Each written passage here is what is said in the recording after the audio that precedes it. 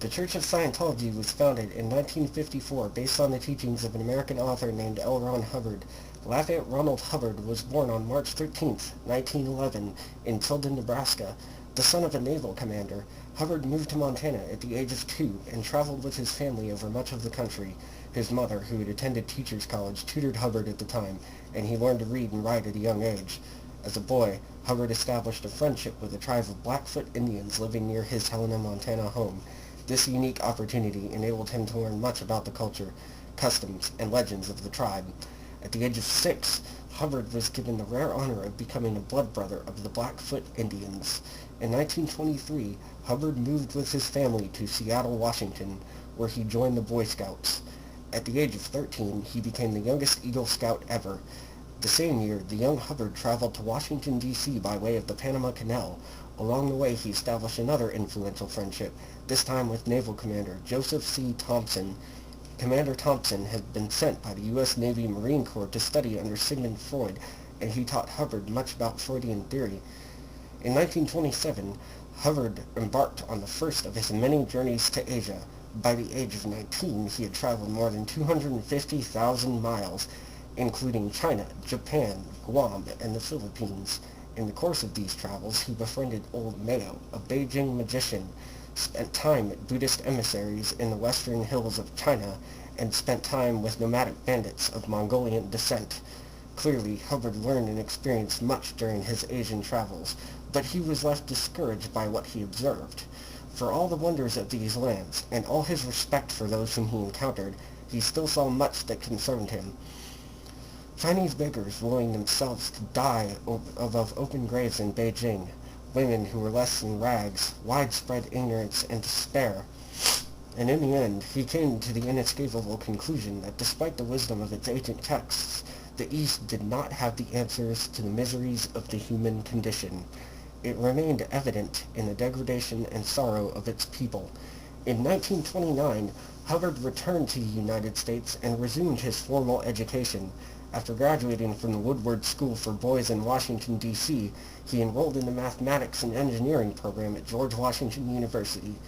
In the course of this study, Hubbard theorized that subatomic particles might assist in understanding how the human mind worked, and recognized the great importance of keeping mankind under the control in light of atomic studies. He also became keenly disappointed with the knowledge of the psychologists he consulted with. As Hubbard described it, to be very blunt, it was obvious that I was dealing with and living in a culture which knew less about the mind than the lowest primitive tribe I had ever come in contact with.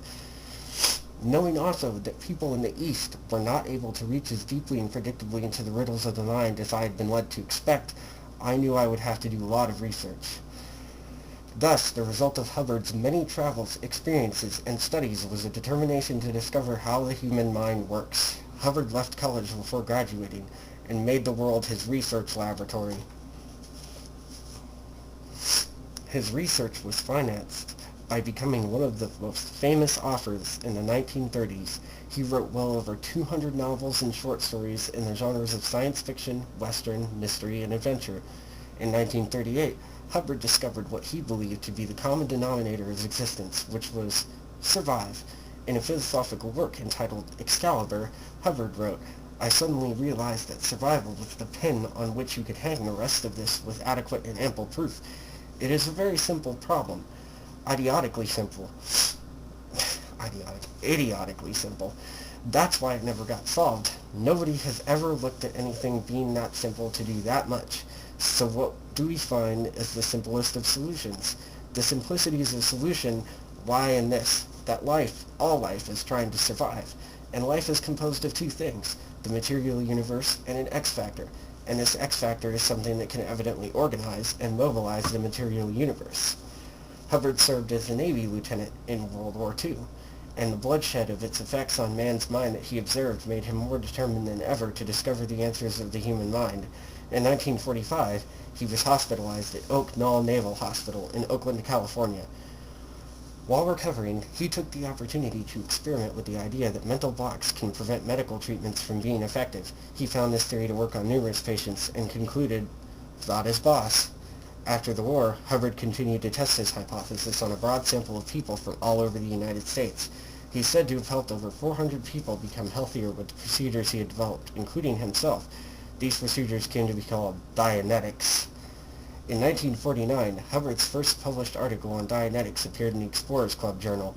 He also presented his findings to the American Medical Association and American Psychiatric Association, but neither were interested in his work. Hubbard and his friends concluded that the medical establishment felt their way of life threatened by the simplicity of Dianetics and were motivated by greed rather than helping others. Hubbard therefore presented his findings directly to the public. In May 1950, Dianetics, the Modern Science of Mental Health, was published and went on to sell over 17 million copies. He wrote 6 books in 1951 on Dianetics technology and began lecturing all over the country. According to the Church of Scientology, over 750 groups were putting Dianetics technology into practice by the end of 1950. Despite this success, Hubbard still puzzled over some unanswered questions. Although he felt he had discovered the mechanism of the mind, he wrote that the further one investigated, the more one came to understand that here, in this creature Homo sapiens, were far too many unknowns.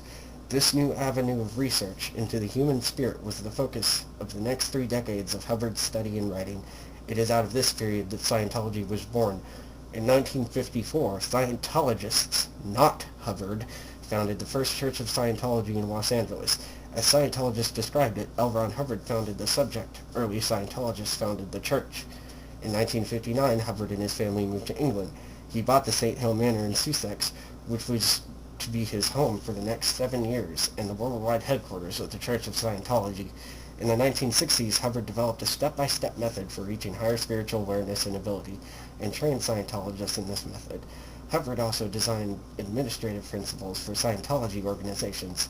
On September 1st, 1966, Hubbard resigned as executive director of the Church of Scientology and spent the next 7 years at sea devoted to research.